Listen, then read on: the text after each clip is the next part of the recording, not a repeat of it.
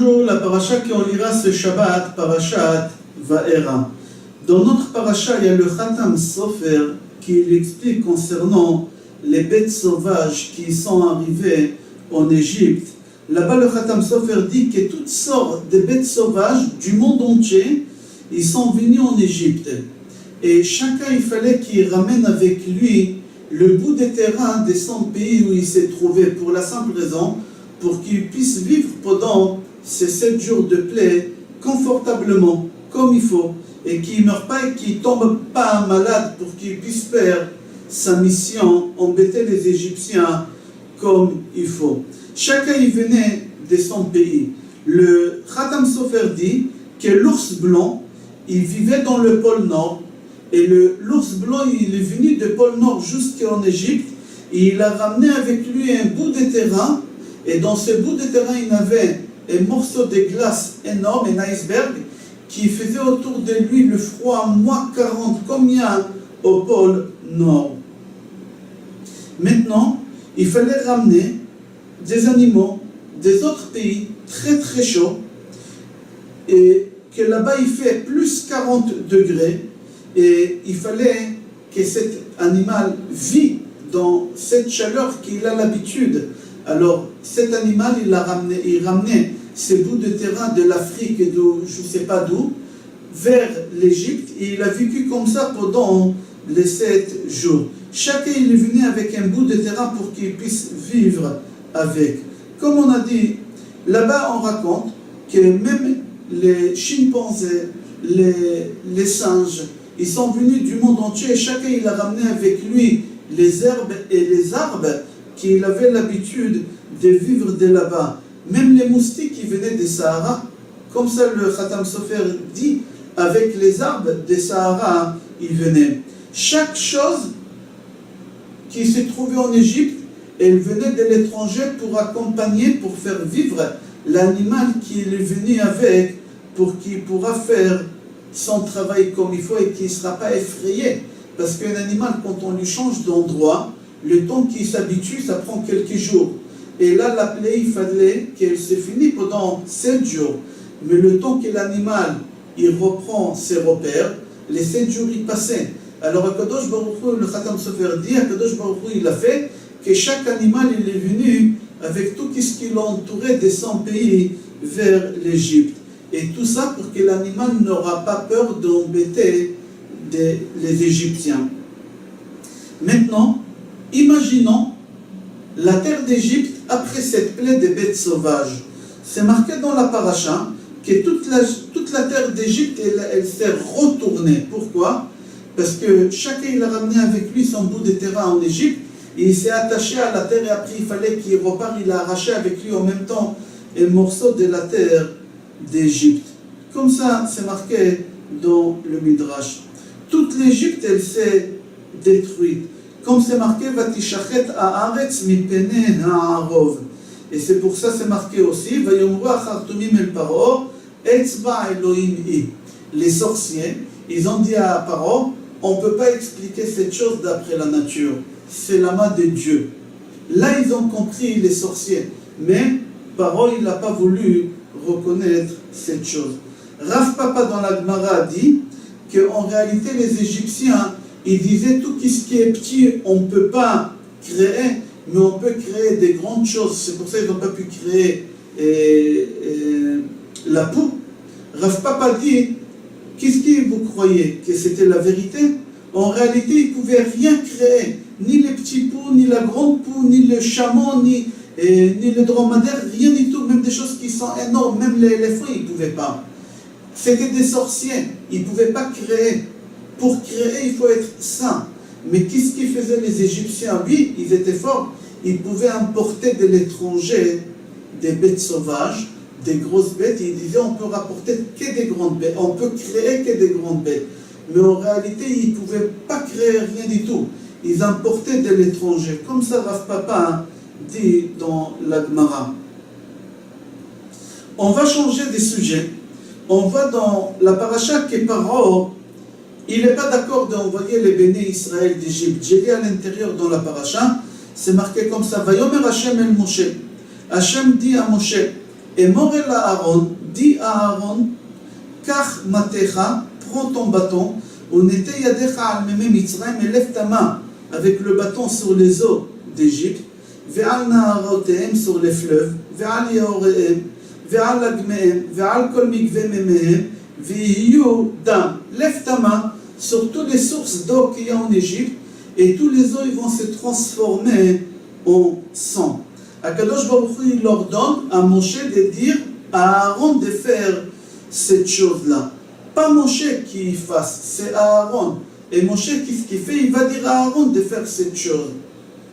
Il y a une question qu'elle se pose. Il y a une pasuk qui dit Oev mitzvot, lo isva mitzvot. Celui qui aime les mitzvot, il ne se rassasie jamais des mitzvot. Sur qui on dit ce pasuk? Sur Moshe Rabbeinu. Moshe Rabbeinu, il aimait tellement les mitzvot qu'il ne se rassasiait jamais des mitzvot. Chaque fois quand il avait une occasion de faire une mitzvah, Moshe Rabbeinu, il faisait cette mitzvah-là. Puisqu'ici, Moshe Rabbeinu, il avait l'occasion de lever la main sur les eaux, sur les sources des eaux d'Égypte, pourquoi il a demandé à Aaron de le faire? Pourquoi il n'a pas pris cette mitzvah pour la faire lui-même? Puisqu'on a dit que Moshe Rabbeinu, il arrachait tout le temps les mitzvot pour les faire. Il ne se rassasiait jamais des mitzvot. Là, il y a une mitzvah de délivrer les bénis Israël en faisant cette plaie-là. Alors, il pouvait la faire. Il pouvait la faire. Moshe, pourquoi il a demandé à Aaron de la faire? On dit, Chazal dit que Moshe Rabbeinu, il n'a pas voulu frapper le fleuve, parce que Moshe Rabbeinu, il était reconnaissant au fleuve. Aussi, l'autre plaie, Moshe Rabbeinu, il n'a pas pu frapper la terre, parce que la terre, elle a sauvé Moshe Rabbeinu. Le fleuve, il a sauvé Moshe Rabbeinu au moment que sa mère, elle a caché dans le fleuve. La fille des parents, il l'a trouvé, mais le fleuve, il a caché Moshe Rabbeinu. Il est reconnaissant vers le fleuve. La terre, au moment que Moshe, il a tué l'Égyptien, la terre, elle a avalé l'Égyptien, il a caché l'Égyptien. Il est reconnaissant à la terre, il ne peut pas frapper la terre. Par reconnaissance, c'était tellement important pour Moshe Rabbeinu la reconnaissance qu'il n'a pas voulu frapper, même que c'est pour lui c'était important de faire les mitzvot. C'est marqué que Moshe Rabbeinu, il courait derrière les mitzvot qui Motse Shalal Rav. Il courait derrière les mitzvot comme si quelqu'un trouvait un trésor. Mais ici il a dit, je suis reconnaissant, certes j'ai envie, je veux, mais je suis tellement reconnaissant au fleuve et à la terre, c'était pour lui important. On apprend ça de chez qui aussi? On apprend ça chez Akadosh Baruch Hu. Dans toute la Torah, Dieu il appelle Moshe, Moshe. Qui il a donné le prénom de Moshe à Moshe? C'est Bathia, la fille des parents. Bathia, la fille des parents, il lui a donné un prénom égyptien. C'est-à-dire que ce n'est pas juif. Moshe Rabbeinu, il avait 7 prénoms. Il y en a qui disent 10. 7 prénoms. Parmi les prénoms qu'il avait, c'était Avigdor, que Hachem il lui a donné. Pourquoi Hachem il n'a pas écrit Avigdor dans la Torah? Pourquoi Hachem il a choisi le prénom que l'Égyptienne, la fille des parents, Bathia, il lui a donné? Ce n'est pas un prénom juif, Moshe. On dit parce qu'Akadosh Baruch Hu voulait nous apprendre comment il faut être reconnaissant à quelqu'un qui t'a rendu service. Bathia, elle a trouvé Moshe, elle a protégé Moshe, elle a payé pour qu'on nourrit Moshe. C'est marqué qu'elle a dit à la sœur de Moshe, trouve-moi une femme pour qu'elle lui donne à manger, je la paye. Elle a protégé Moshe, elle a grandi Moshe par reconnaissance. Hachem, il lui dit, ton prénom, je cite dans toute la Torah comme prénom de Moshe Rabbeinu. On voit aussi dans la paracha de la semaine dernière que la femme de Moshe Rabbeinu, elle a fait la Brit Mila à son fils Eliezer avec un tsour. C'est quoi un tsour? C'est une pierre. C'est-à-dire à l'époque, on faisait la Brit Mila avec de la pierre. On ne faisait pas avec du fer. Aujourd'hui, on fait la Brit Mila avec un scalpel. C'est du fer, c'est des métal. Comment ça se fait qu'on fait la Brit Mila avec le métal? Puisqu'on sait qu'Abraham Avinu, il avait une pierre qu'il a circoncis avec Ishmaël, qui s'est circoncis lui avec cette pierre. Après, Yitzhak, il avait une pierre qu'il a circoncis. Pendant Abraham, il a circoncis Ishmaël, lui, et Yitzhak. Yitzhak, il avait une pierre, il a circoncis Esav. Esav, il y en a qui disent qu'Esav jamais il a été circoncis, mais d'après le Midrash, il a circoncis Esav quand il était grand adulte, et Yaakov. Yaakov, il avait une pierre, c'est la troisième pierre qu'il a circoncis les 12 tribus, mis à part Yosef, parce que Yosef il est né circoncis, et Yosef il avait une pierre, la 4e pierre qu'il a circoncis avec Ephraim et Ménaché en Égypte. Alors on voit que la Brit Mila, on l'a fait avec de la pierre, eux ils ont fait avec de la pierre, Tzipora elle a fait avec de la pierre. Comment ça se fait qu'aujourd'hui on fait avec du fer? Encore la reconnaissance. Écoutez un midrash extraordinaire. Au moment que David va tuer Goliath, Goliath il était habillé en armure, tout en fer. Et il a pris les 4 pierres d'Abraham, Yitzhak et Yaakov, qu'ils ont fait la Brit Mila à leurs enfants et Yosef à ses enfants, ces 4 pierres-là. Et il a voulu jeter sur Goliath. Mais le problème c'est que ces pierres-là, ils ne pouvaient pas traverser le fer. C'est la règle de la nature, que la pierre ne peut pas passer le fer. Il y a l'ange de la pierre, c'est marqué dans le Midrash, il est parti voir l'ange du fer, et il lui a dit, pour une seule fois, je te demande de te laisser traverser par la pierre, et je te donnerai un cadeau, je vais te récompenser. Et il lui a dit, en quoi? Et il lui a dit, avec la Brit Mila. À partir de maintenant, on ne fera plus la Brit Mila avec la pierre, on fera la Brit Mila avec le fer, avec toi. Et c'est pour ça qu'on fait la Brit Mila aujourd'hui avec le fer. Et être reconnaissant, dans la Torah, on voit beaucoup de mitzvot qu'on doit les faire, Peter Chamor, laquelle Eftashlichunoto, le rachat des premiers-nés d'âne, on doit donner aux chiens toute la nourriture qui n'est pas cachère, pourquoi? Parce qu'ils n'ont pas aboyé. Il y a beaucoup de mitzvot dans la Torah qui sont autour de la reconnaissance. Pour Akadosh Baruch Hu, c'est tellement important qu'on soit reconnaissant à quelqu'un qui nous a rendu service, à tel point qu'il y a beaucoup de halachot dans la Torah qui sont autour de cela. Moshe Rabbeinu, certes, il a voulu faire la mitzvah, comme il voulait faire tous les mitzvot, mais ici il a dit par reconnaissance, je ne veux pas faire cette mitzvah-là.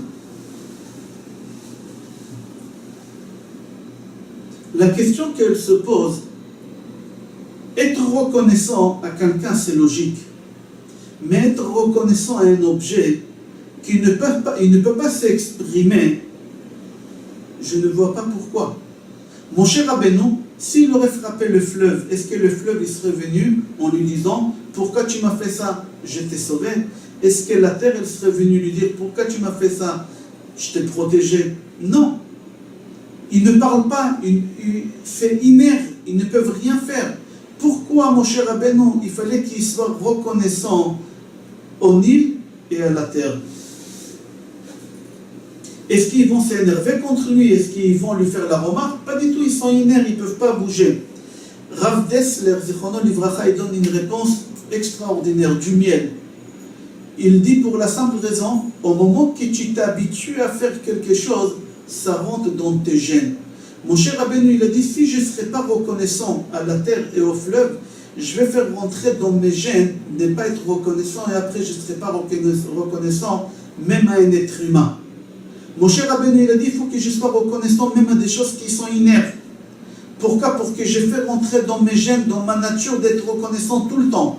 Parce que si une fois je laisserai rentrer en moi, ne pas être reconnaissant, même c'est pour quelque chose qui est inerte, après je ne serai pas reconnaissant pour quelque chose qui est vivant, à un ami, à un frère, ou je ne sais pas à qui. C'est extraordinaire. Paro, il s'est conduit exactement le contraire. C'est marqué Vayakom Melech Chadash al Mitzrayim asher lo yada et Yosef. Il y a un nouveau roi qui s'est levé sur Égypte qui ne connaissait pas Yosef. Qu'est-ce que ça veut dire ça qui ne connaissait pas Yosef? Yosef, il t'a sauvé. Il a sauvé ton pays de la famine. Comment tu peux oublier une chose pareille avec tout le bien que Yosef il t'a fait? La simple raison, Paro, il n'a pas voulu être reconnaissant. Un gol. Il n'a pas voulu être reconnaissant. Yosef, il a sauvé toute l'Égypte de la famine. Maintenant, tu prends ses enfants comme esclaves. C'est ça ta reconnaissance. Le Midrash dit qu'il égorgeait 150 enfants le matin et 150 enfants le soir. Pourquoi? Parce qu'il avait une maladie et les médecins ils lui ont dit qu'il faut qu'il se lave dans le sang des Juifs. Et il tuait 150 matins, 150 soirs, 300 enfants tous les jours pour se baigner dans leur sang. Il n'était pas reconnaissant. Même à la fin, dans la paracha, lui, il dit « Lo yada'te et Hashem » je ne reconnais pas Dieu, je ne sais pas qui c'est Dieu. Comment tu peux dire une chose pareille? C'est-à-dire c'est lui qui n'est pas reconnaissant, à la fin, il ne sera pas reconnaissant vis-à-vis de Dieu, Chas v'Shalom. Si tu es reconnaissant, tu seras obligé d'être reconnaissant aussi vis-à-vis de Dieu. À force, si tu ne seras pas reconnaissant vis-à-vis des êtres humains, tu vas nier l'existence de Dieu comme il a fait par ordre, Chas v'Shalom. On raconte, au moment qu'il est à Chazon Ish, il est venu s'installer en Israël, il y a un Rav qui s'appelait Rav Horovitz. Il a aidé énormément le Chazon Ish pour s'installer en Israël. Il lui a fourni tous ses papiers, un logement, il a aidé énormément. À la fin, à Chazon Ish, il a voulu payer Rav Horovitz. Il lui a dit, je dois te payer. Il lui a dit, je ne veux pas que tu me payes, je veux que tu sois redevable à moi. Et l'histoire, elle est restée comme ça. Quelques années après, Rav Horovitz, il est tombé malade, il était gravement malade. Et à Chazon Ish, quand il a entendu ça, comme il était reconnaissant, il a fait des prières énormes, il a jeûné pour lui, pour qu'il soit guéri, et à la fin, il l'a guéri. À Chazon Ish, il était tellement reconnaissant, à tel point qu'il a jeûné, il était âgé, il n'avait pas la force de jeûner, mais quand même il a jeûné parce qu'il a été reconnaissant. On raconte aussi, au moment que le Rav de Brisk, il a marié un de ses enfants dans un salon, ça s'appelle Vakshal, à Bnei Brak. Je crois que c'est dans la même rue de ce Rav Dessler. Cet hôtel, jusqu'à aujourd'hui, ça existe. Au moment qu'il a marié son fils là-bas, et à la fin de la soirée, il a voulu payer. Le patron, il lui a dit non, pour moi c'est un honneur que tu as marié ton fils chez moi. Je ne veux pas que tu me payes. Et il lui a dit le rabbin, le Rav de Brisk, il lui a dit, la chose la moins chère qu'elle peut me coûter, c'est que je te paye. Pourquoi? Parce qu'être reconnaissant, ça peut me coûter énormément. Je ne sais pas où on va arriver plus tard. Je préfère te payer, je sais que j'ai réglé avec toi quelque chose. C'est tellement important d'être reconnaissant au moment que quelqu'un t'a rendu service. Pour Akadosh Baruch Hu, c'est tellement important cette chose que même lui, il a fait cette chose en utilisant dans toute la Torah Moshe. Akadosh Baruch Hu, il voulait qu'on imprègne ça en nous. Même Moshe Rabbeinu, il a dit il faut que ça rentre dans nos gènes. Même Moshe Rabbeinu, il était reconnaissant à quelque chose qui est inerte. Chas v'Shalom, si on n'est pas reconnaissant, à la fin on va nier l'existence de Hachem. Comme Paro il a dit, Asher lo yada et Hachem. Je ne reconnais pas Dieu. Je vous souhaite Shabbat Shalom, Bracha ve'Hatzlacha, Besorot Tovot, Yeshuot ve'Nechamot, et Kol Tov.